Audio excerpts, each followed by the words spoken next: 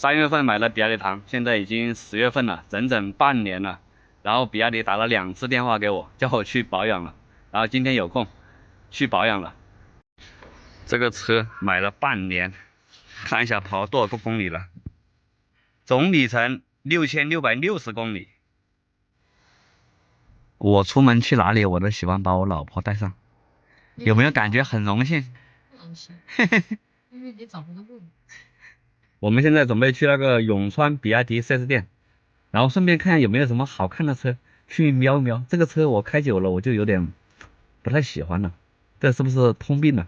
喜新厌旧，没有的时候吧，又挺喜欢的，真正买了之后，又觉得索然无味。右转，随后200米左转。好，来了。怎么没看到比亚迪？比亚迪的后面好像。保养手册、行走证、一杯水，还要等一会儿。你看吧，现在和我老婆去逛一下。这个汉，这个是啥？这个是这个叫啥呢？宋 Plus， 然后唐纯电的，还是进来看看新车。虽然买不起，我一直觉得这个比亚迪汉才是颜值最高的。这里有个汉颠 P， 这个应该是那个战神版吧。坐进去试一下，它这个里面是那个麂皮的，感觉和我们的车哪个舒服？差不多。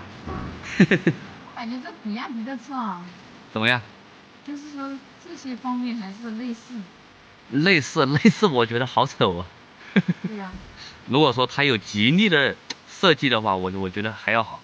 我觉得比亚迪的类似，不管什么车，你看都是一样的，都是一模一样的。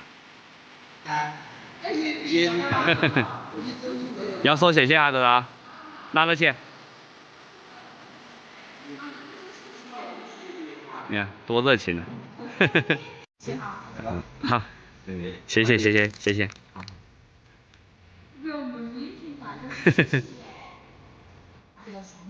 过来保养还蹭别人一顿饭，有盒饭，有酸奶，以后不回去了，听到没有？就在这里了，好不好？凭什么？这里有吃的有喝的，有吃的有喝的，我不知道。好不好？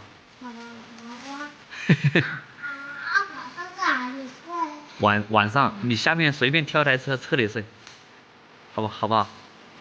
不用睡，上面哪个笼？一个小青菜，一个回锅肉，还有一个苦瓜炒蛋。好不好吃？那必须的，免费的都好吃。感觉比我做的也好吃啊。现在开始保养了，还要等一会儿，看一下这个发动机舱里面。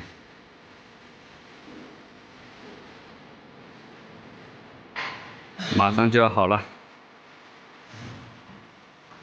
现在保养好了，我们也准备回去了。说实话呀，比亚迪的售后服务我觉得还是很满意的。反正去了，有吃的有喝的。我保养完了之后，他还让我把电充满了再走，然后赶时间就没有充了。